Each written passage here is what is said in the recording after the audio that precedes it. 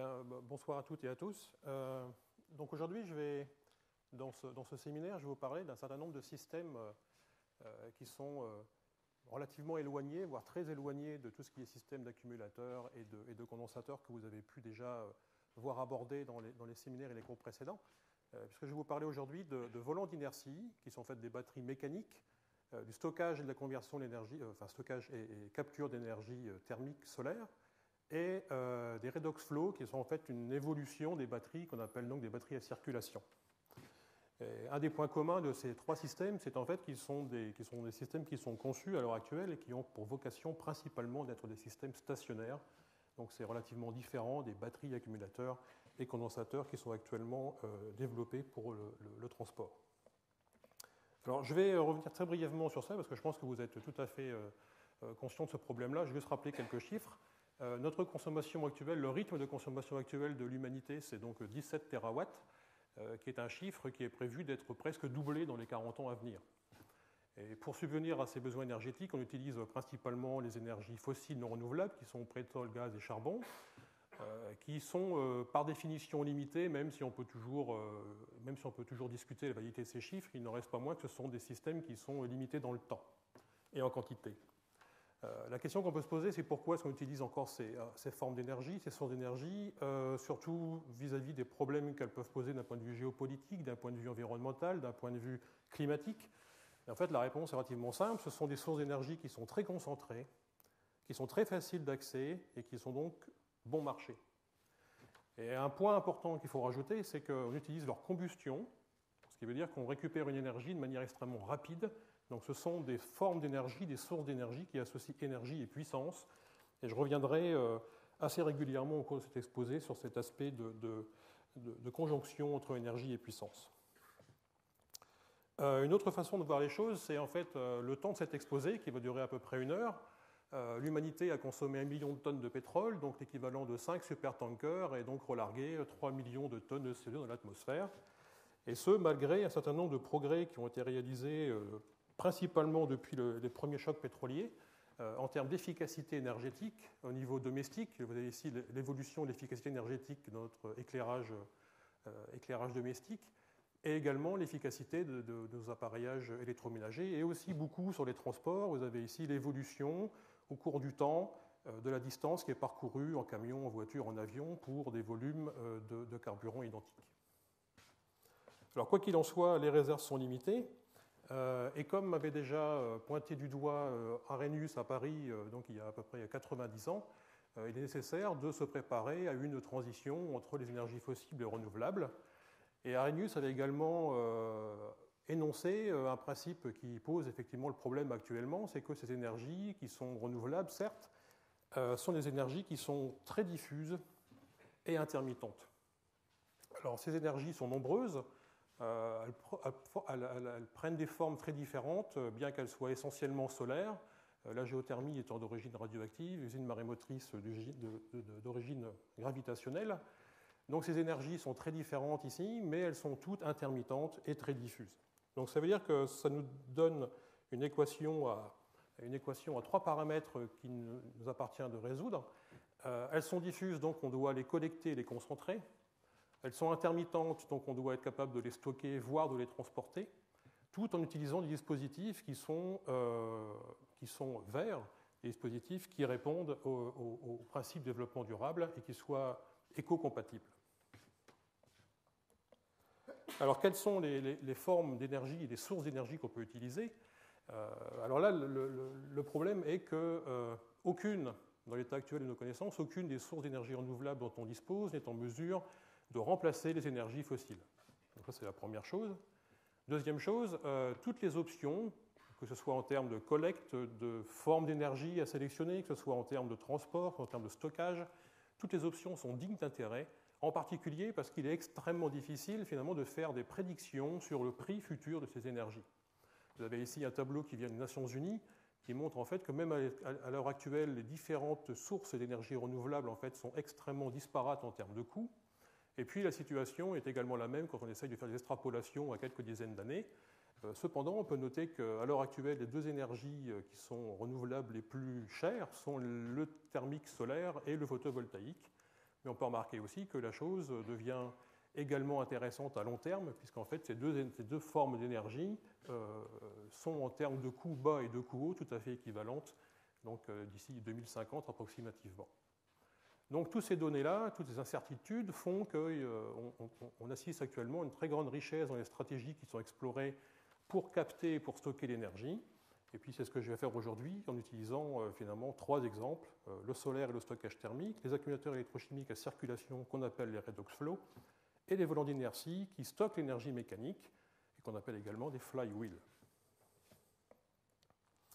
Donc sur ce schéma ici, j'ai présenté les 6 formes principales d'énergie qu'on peut identifier. Elles peuvent s'interconvertir relativement facilement. Et si on superpose sur ce diagramme ce qu'on utilise actuellement quand on tire bénéfice des énergies fossiles ou de la biomasse, les conversions d'énergie qu'on utilise, vous voyez qu'elles sont extrêmement nombreuses. Donc ce n'est pas forcément le meilleur choix d'un point de vue de l'efficacité, en particulier quand on a des maillons faibles ici, tels que la photosynthèse, dont le rendement est très inférieur à 1%, et les moteurs thermiques qui sont au maximum de 40% de rendement. Donc les rendements sont très faibles, les étapes sont nombreuses, les pertes sont importantes.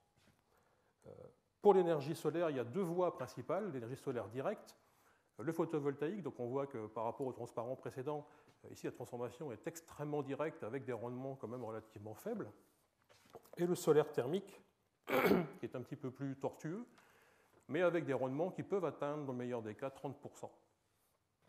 Toujours est-il que le solaire, quelle que soit sa forme, quelle que soit la source d'énergie renouvelable qu'on va utiliser, est une source intermittente, ce qui veut dire que se baser sur des schémas de ce type-là nécessite un stockage de masse, en particulier pour gérer le réseau, donc être capable de gérer les discordances à différentes échelles de temps entre la demande et la production, et puis en particulier essayer de régler le problème des pics de consommation qui sont énergétiquement très demandeurs. Donc on a besoin de stocker, et ici sur le schéma ici, je vous ai positionné les principales modes de stockage dont on dispose actuellement. Le stockage par station de transfert de pompage dans les barrages hydroélectriques, ça représente 98% de l'énergie qui est stockée dans le monde actuellement. Donc c'est du stockage à très grande échelle, mais sur des sites qui sont extrêmement peu nombreux. Et puis vous avez à l'autre spectre de la taille, finalement, les condensateurs et les batteries qui stockent très facilement l'énergie de façon transportable, mais bien sûr, relativement au barrage, c'est un stockage qui se fait à très petite échelle. Et ce que je vais vous présenter aujourd'hui, voilà où ça se positionne. Le solaire thermique et le stockage thermique se situent ici. Le redox flow, qui est ici, est un système de conversion électrochimique, et les volants d'inertie constituent finalement des systèmes de stockage mécanique. Et ce que je vais essayer de mettre en avant dans cet exposé, c'est comment est-ce que ces 3 systèmes permettent un dimensionnement relativement important des systèmes de stockage. Ce sont des technologies qui existent, mais qu'il demeure nécessaire d'adapter. Je reviendrai très souvent sur le compromis énergie-puissance. C'est un point extrêmement important qui est nécessaire de contrôler. Les nombreux défis scientifiques qui sont nécessaires d'aborder pour que ces systèmes puissent devenir viables. Et finalement, je vous montrerai que très souvent, il s'agit des problèmes de physico-chimie des matériaux, de chimie des solutions. Alors, commençons d'abord par le solaire thermique et le stockage thermique. Et puis, comme c'est souvent le cas, il est toujours intéressant d'essayer de s'inspirer du vivant. Alors ici, je vais vous présenter finalement, en termes de nombre d'espèces au niveau des vertébrés. Vous avez ici donc mammifères, oiseaux, batraciens, reptiles, poissons. Et c'est intéressant de constater que même à l'échelle des vertébrés, donc l'embranchement des vertébrés, il n'y a que finalement un tiers des espèces qui sont capables de se passer totalement du solaire thermique pour réguler leur propre métabolisme. Les 2 tiers qui restent, et toutes les autres espèces animales, ont besoin d'exposition au soleil ou d'être exposées à un milieu dont la température est contrôlée par le soleil pour gérer leur métabolisme. Et au niveau donc, du règne animal complet, il y a 1% des espèces animales seulement qui sont capables de se passer d'exposition au solaire thermique, donc les animaux à sang chaud. Et ces processus enzymatiques sont extrêmement complexes. Le stockage chimique qui est relatif à ce stockage thermique sont extrêmement compliqué, et donc il est très peu probable qu'on puisse les mimer dans le temps imparti pour subvenir à nos besoins énergétiques. Donc quoi qu'il en soit, le solaire thermique, c'est un problème, le solaire en général, c'est un problème de surface. Et même si on sait qu'en 1 heure, le Soleil nous apporte ce qu'on consomme en 1 an, on peut s'amuser à faire un petit calcul. Donc ça, c'est notre consommation actuelle. Ça, c'est l'ensoleillement moyen terrestre au sol. Et ça, c'est en fait une valeur d'efficacité de collecte classique. Et si on veut subvenir à nos 17 terawatts dans ces conditions, il faut recouvrir 850 000 km² de panneaux solaires. Ce qui veut dire recouvrir tout le Venezuela, ou la Namibie, ou France plus Allemagne. Alors, ça ne paraît pas forcément envisageable, donc il y a 3 options. Soit on consomme moins, mais ça, ce n'est pas du tout ce qui est prévu. Soit favoriser des zones extrêmement ensoleillées, de préférence peu peuplées, ou augmenter l'efficacité ici. Donc ça pose la question de la collecte de l'énergie solaire, et je vais me focaliser sur l'énergie thermique en particulier. Alors quels sont les systèmes de collecte d'énergie thermique dont on dispose? Il y en a 4 principaux. Le premier qui est ici, c'est le système cylindro-parabolique, où les rayonnements solaires sont en fait focalisés sur un tube où circule un liquide caloporteur. Donc le liquide circule beaucoup, d'où des pertes thermiques importantes, mais on n'est pas limité par la quantité de capteurs. Et donc on arrive à atteindre des puissances qui sont extrêmement élevées. Vous voyez ici des exemples, 400 MW, 350 MW, 150 MW. C'est le système de collecte le plus puissant dont on dispose actuellement.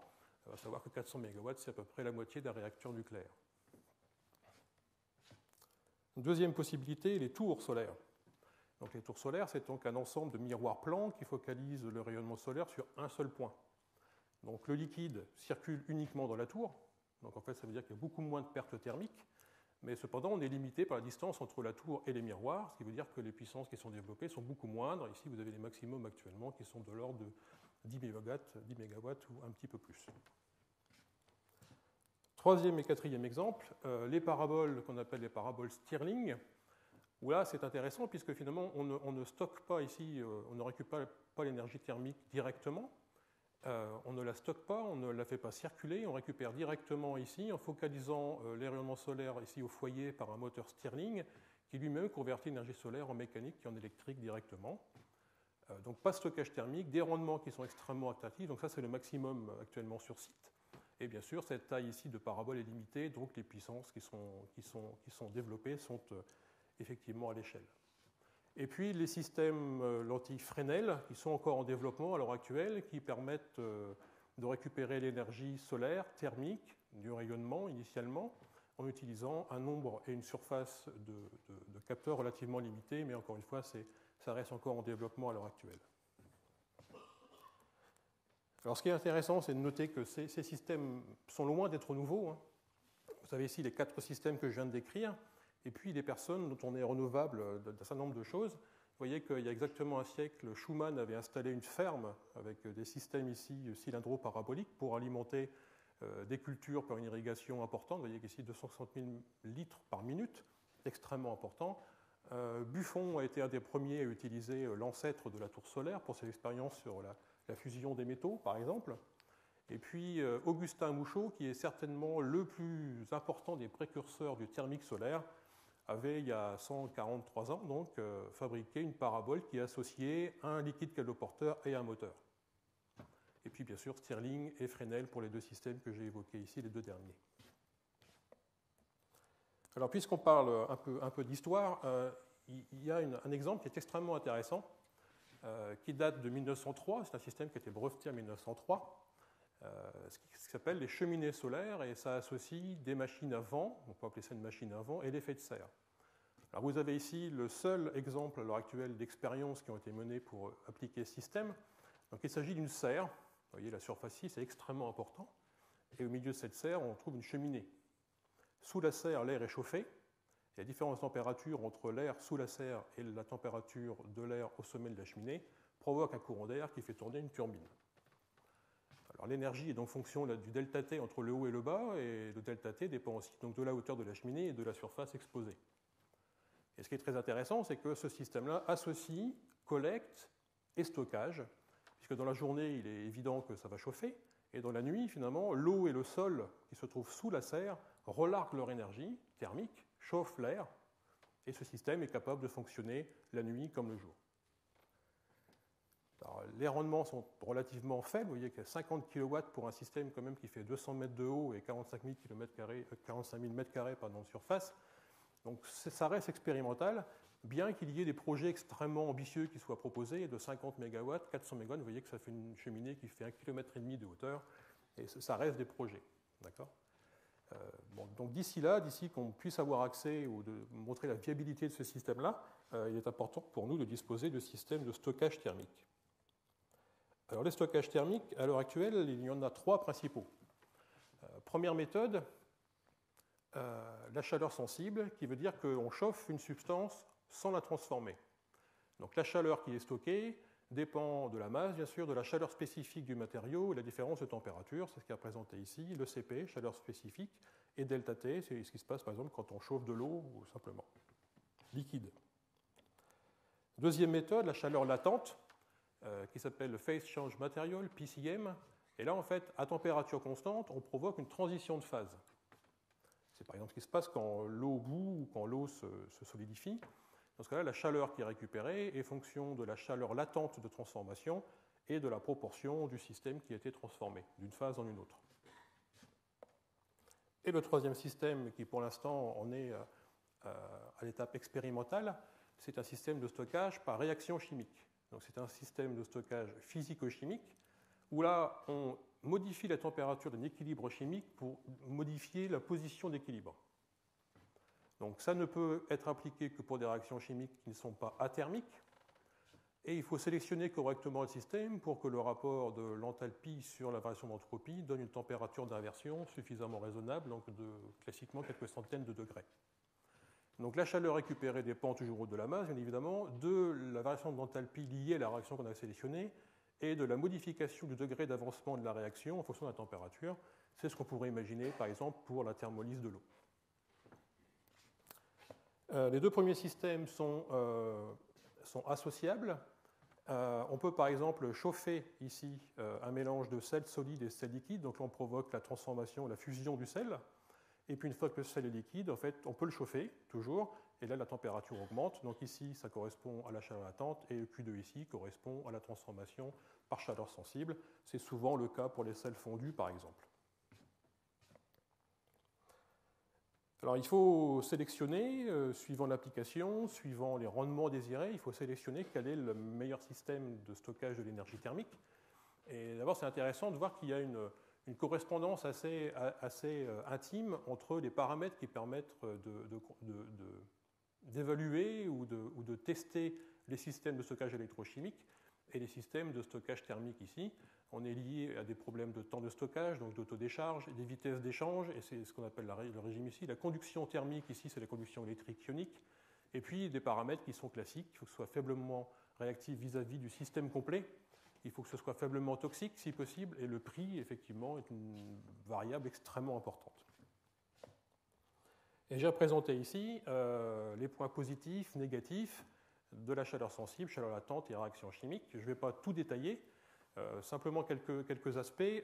Solide, liquide ici, solide, liquide, solide ici, les transitions, ici on évite l'état gazeux. Par contre, ici, on essaye systématiquement de faire intervenir un gaz de manière à ce que la variation entropique soit suffisamment importante pour que la température d'inversion soit suffisamment faible pour qu'elle soit atteignable de façon simple. Et puis, les capacités sont relativement faibles ici, elles sont plus fortes ici, elles sont très fortes ici, puisqu'ici, on coupe des liaisons chimiques. Et puis ici, toute une série de paramètres que je ne vais pas détailler, individuellement.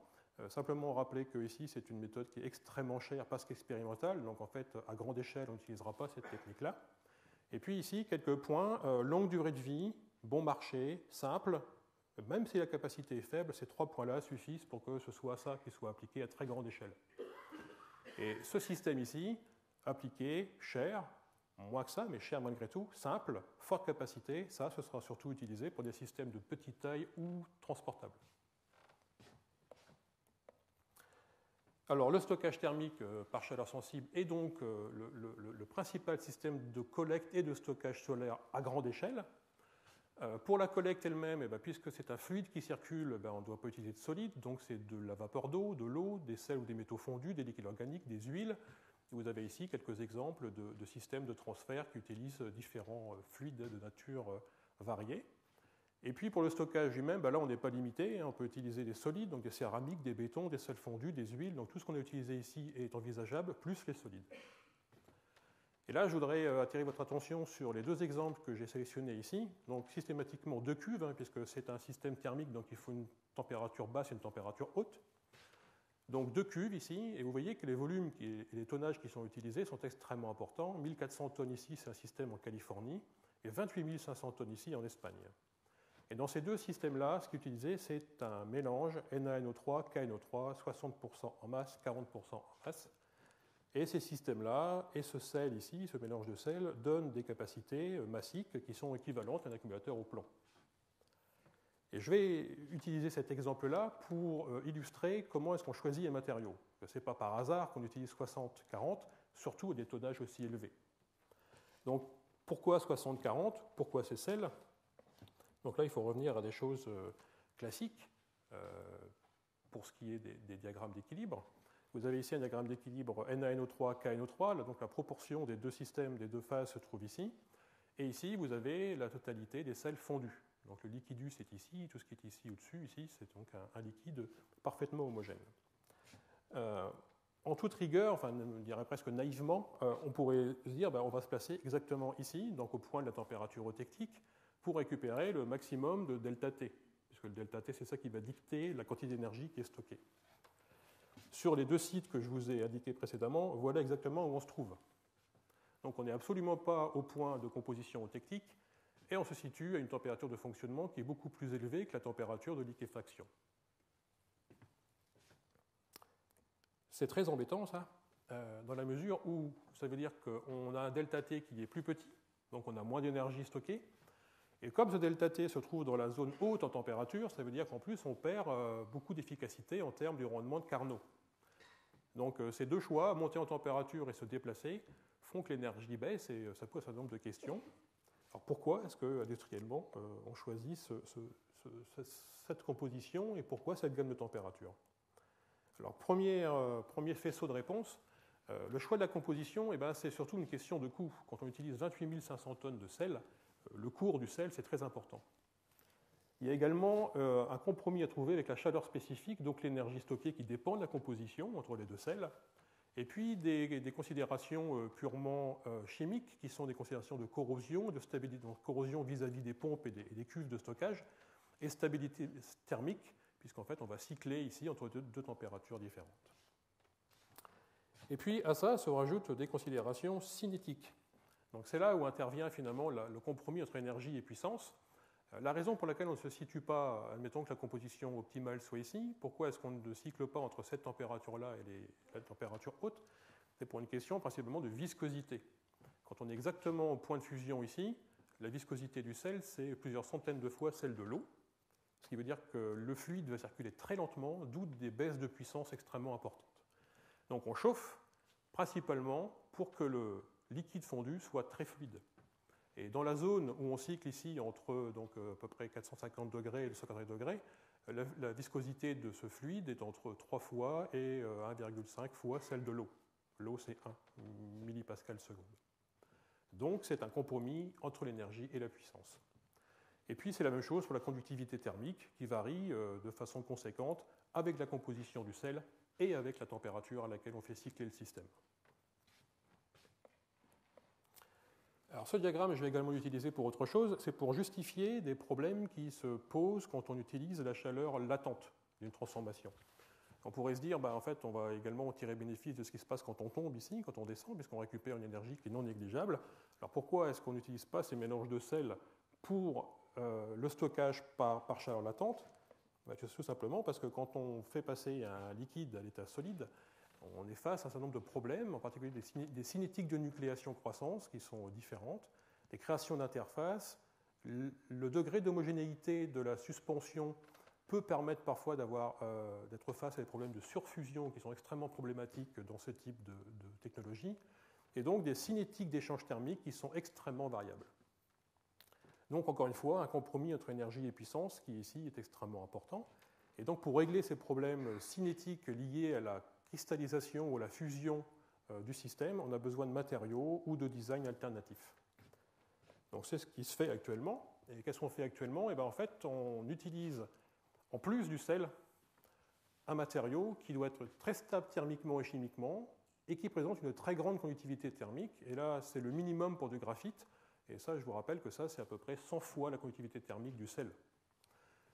Donc, on mélange le sel avec du graphite, et pas n'importe comment. Donc, on a des systèmes qui sont lamellaires, des systèmes d'encapsulation, des systèmes tubulaires.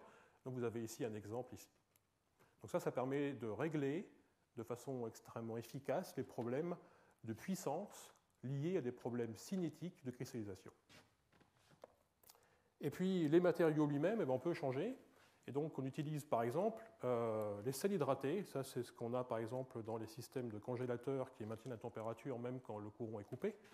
Les sels hydratés, par exemple le sulfate de sodium à 10 molécules d'eau, qui en fait ici se décompose instantanément à cette température de 305 degrés Kelvin et perd ces 10 molécules d'eau. Ça, les sels hydratés et leur mélange sont des systèmes beaucoup plus efficaces que les mélanges de nitrates, par exemple.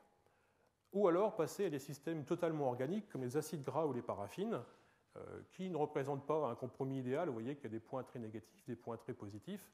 Le point positif, par exemple, c'est bon marché. On peut les mélanger très facilement. Ce sont des systèmes, des molécules qui sont stables, mais surtout, on peut très facilement moduler leur température de fusion en changeant la longueur de la chaîne, et on peut les mélanger.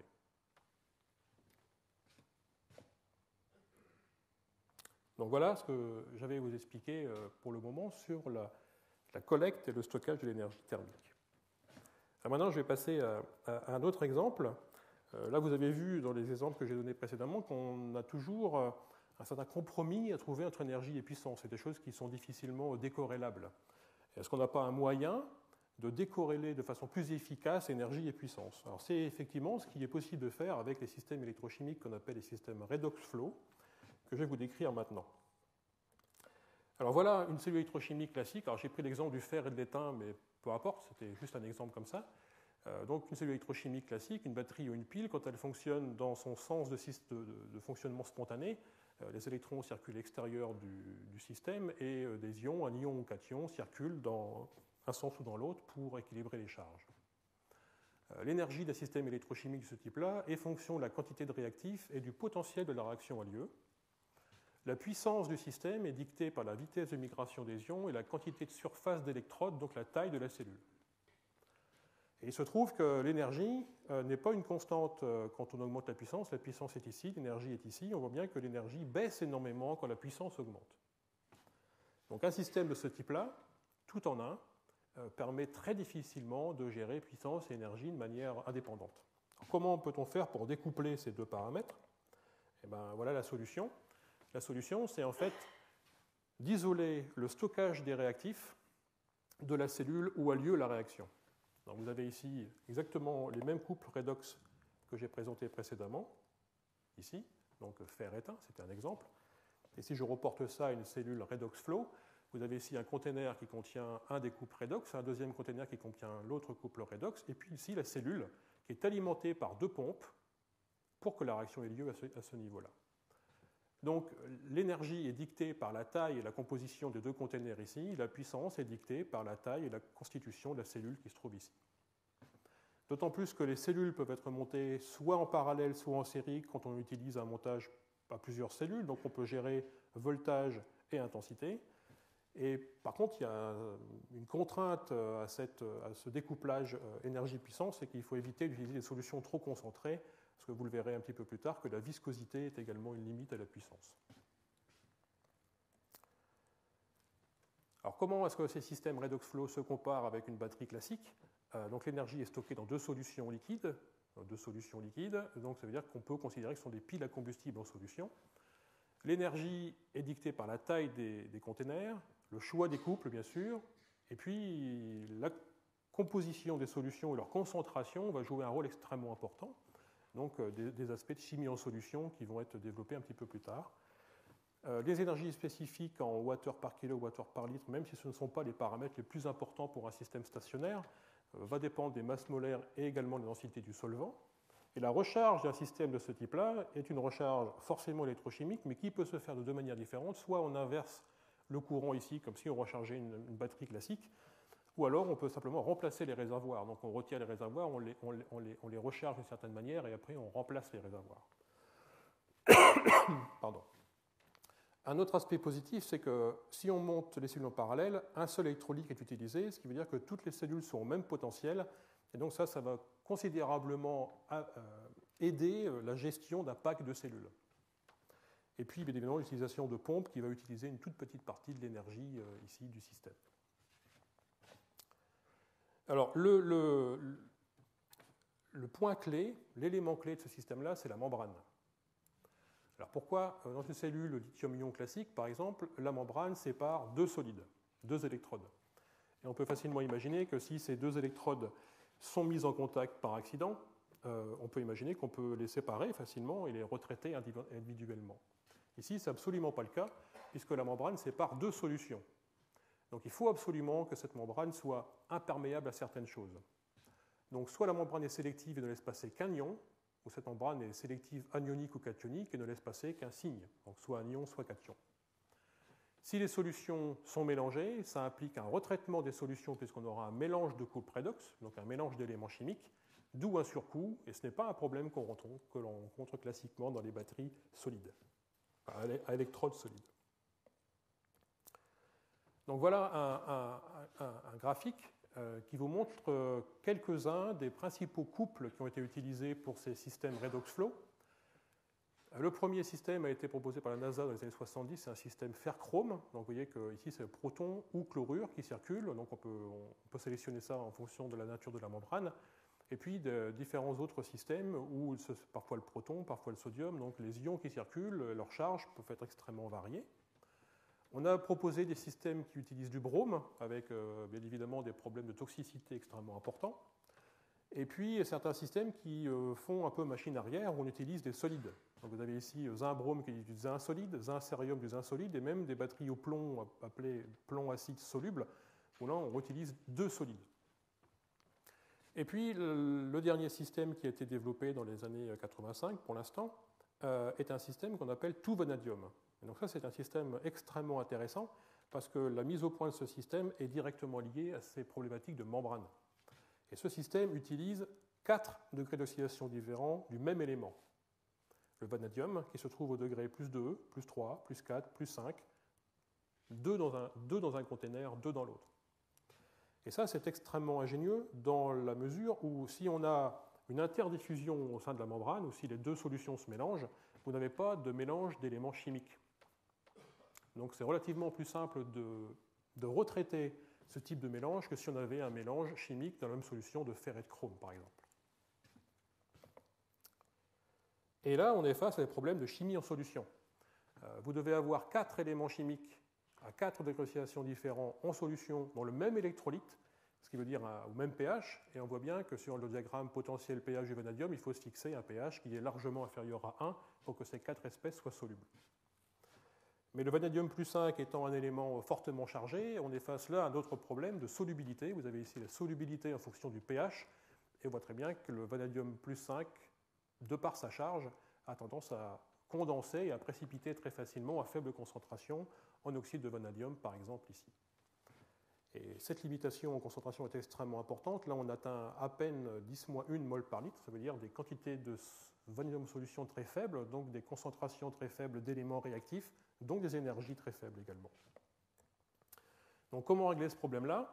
Eh bien, on peut utiliser des solutions sursaturées qui sont préparées par oxydation électrochimique de solutions de vanadium plus 4, c'est quelque chose qui a été proposé par une équipe australienne dans les années 90, ou des mélanges d'acides, ou des additifs ou des complexants qui permettent d'augmenter la solubilité apparente jusqu'à à peu près 2 mol par litre. Alors ces solutions sursaturées, vous voyez qu'elles tiennent dans le temps pendant quelques centaines d'heures, mais il faut surtout éviter d'être trop concentré, puisque vous voyez la viscosité qui augmente énormément avec la concentration de vanadium, des viscosités qui atteignent ici 200 fois celle de l'eau, simplement parce qu'ici on est en train de précipiter des colloïdes et des particules en suspension.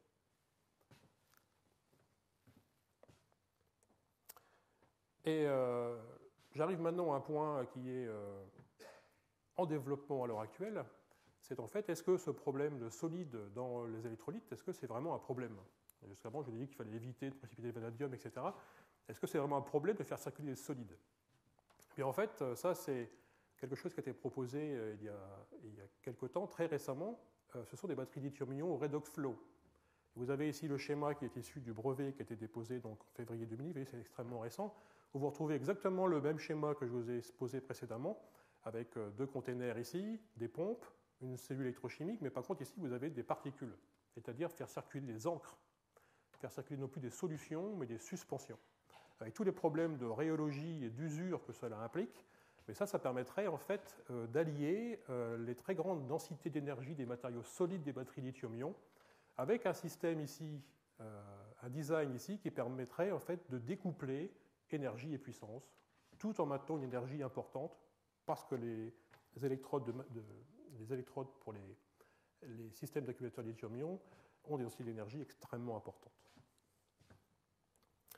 Alors en termes d'application, voilà où on en est actuellement. Donc les systèmes lithium-ion redox flow ne marchent pas encore, hein, c'est à l'échelle du laboratoire.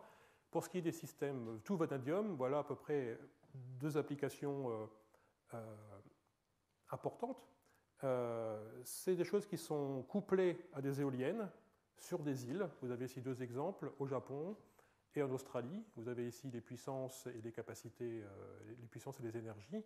Et ça permet à ces îles en fait, d'être indépendantes énergétiquement du continent. Donc c'est une alliance assez intéressante entre une source d'énergie renouvelable et un système de stockage réversible. Dernier point que je voudrais illustrer avec vous maintenant, c'est les volants d'inertie qui se situent non plus dans ce domaine-là, mais là ici c'est un système de stockage purement mécanique. Alors comment ça fonctionne et comment est-ce qu'on règle les problèmes de puissance et d'énergie avec ces processus? Donc simplement rappeler qu'un solide en mouvement rectiligne uniforme transporte une énergie cinétique qui s'exprime par 1,5 de mv carré. Par contre, quand on fait tourner quelque chose, c'est beaucoup plus compliqué en apparence, puisqu'en fait, même si la vitesse angulaire est une constante, la vitesse tangentielle ne l'est pas. Et la vitesse angulaire est la même pour tous les points du solide, mais la vitesse tangentielle dépend de la distance entre le point et l'axe de rotation. Donc là, la loi qui est ici ne tient plus. Il faut l'intégrer.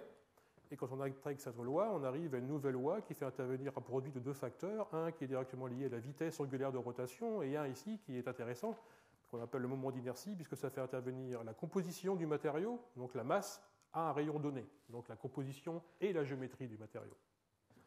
Et on arrive finalement à une loi de rotation qui est tout à fait homologue à celle-là, 1,5 de oméga, vitesse angulaire, carré, fois le moment d'inertie. Alors ce moment d'inertie, on peut le calculer de manière un petit peu simple ici, simplifiée, Km r carré pour des solides de géométrie simple. Vous voyez que le pire des cas, c'est la sphère, même si ici je suis amusé à faire un petit calcul, si on arrivait à récupérer l'énergie de rotation de la Terre, voilà à peu près la quantité d'énergie qu'on peut récupérer, on aurait 40 milliards d'années de consommation à disposition. Mais toujours est-il qu'à notre échelle, ce n'est pas du tout une sphère qu'il faut qu'on utilise, on va utiliser plutôt ça. Donc ça, qu'est-ce que c'est? K égale 1, en fait ça c'est un anneau extrêmement fin en rotation. Donc un anneau extrêmement fin en rotation, ce n'est pas quelque chose qui va contenir beaucoup d'énergie, forcément, ça aura une masse très faible. Et en fait, on va essayer de se déplacer entre un anneau extrêmement fin et un disque plein. On va essayer de se positionner entre ces deux points-là, c'est-à-dire utiliser une roue qui tourne. Et pour une roue qui tourne de ce type-là, on a ici quelque chose qui se complexifie un petit peu, puisqu'on a deux rayons, le rayon extérieur, le rayon intérieur, et le moment d'inertie s'exprime de cette manière-là, avec grand R, le rayon externe, petit r carré, le rayon du centre.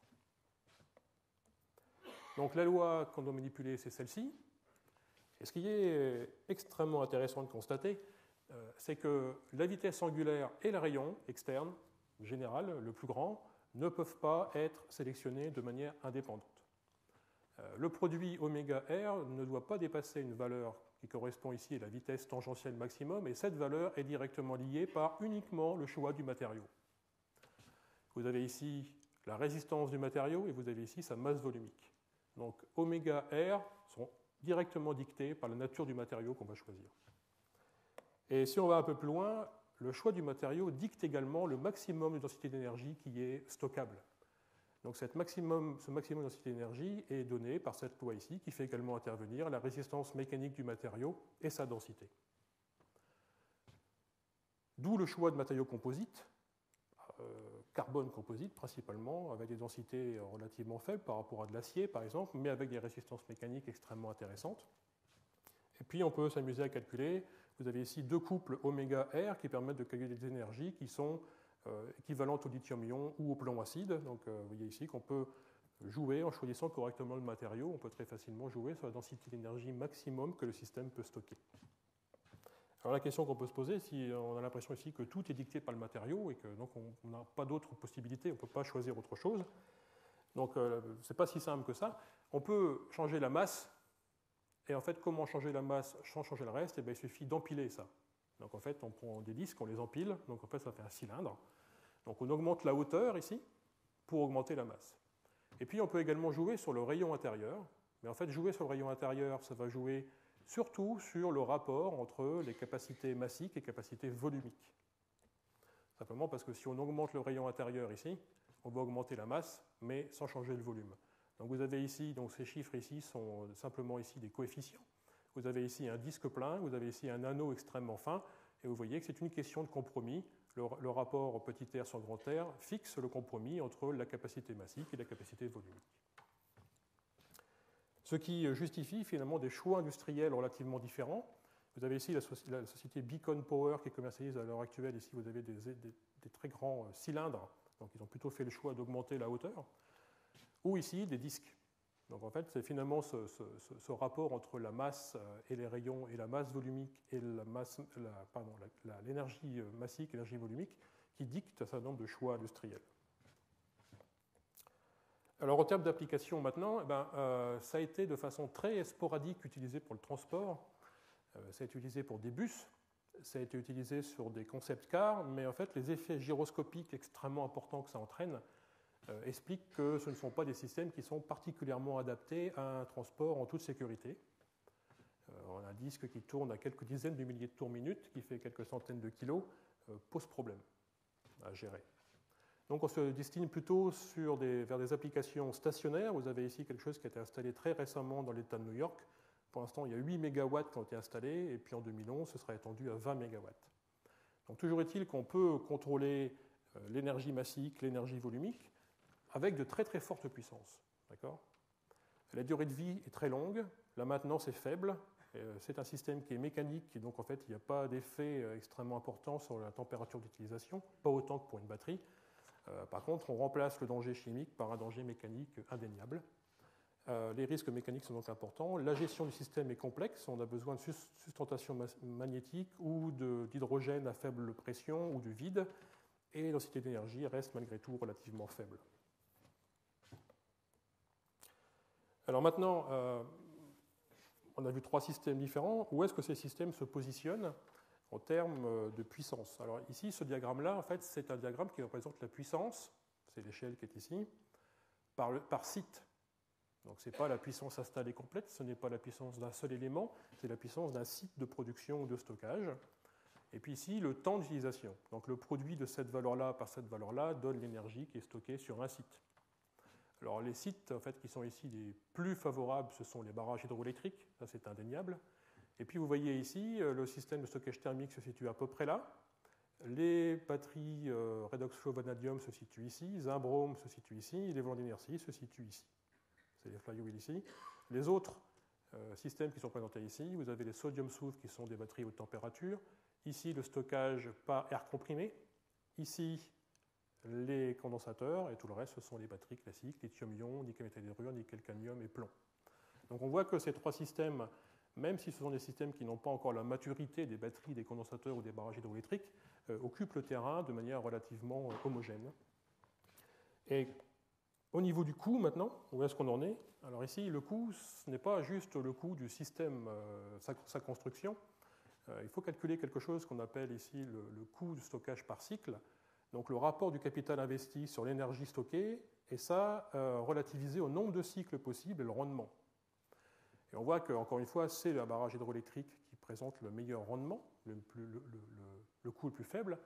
Les batteries classiques se situent ici, les batteries haute température se situent ici, les condensateurs sont ici, les trois systèmes que j'ai décrits sont ici, ici, ici. Et on voit également que ces trois systèmes, en fait, même si ces chiffres ici sont relatifs, ils peuvent varier beaucoup, il ne reste pas moins que les trois systèmes que j'ai décrits ici occupent également des zones qui n'étaient pour l'instant pas occupées, et en fait permettent de compléter ici le spectre de coûts pour les systèmes stationnaires. Et pour conclure, eh bien, je dirais que les transitions énergie fossile, énergie renouvelable, que ce soit pour si on se réfère au système de stockage électrochimique ou l'hydrogène que Jean-Marie vous a décrit précédemment, ou les trois systèmes que je viens d'écrire là, montrent que finalement la situation ne sera pas si simple à atteindre, cette transition sera longue et difficile. On doit utiliser des systèmes qui permettent une gestion temporelle et spatiale de l'énergie, ce qui n'était pas forcément le cas pour les énergies fossiles.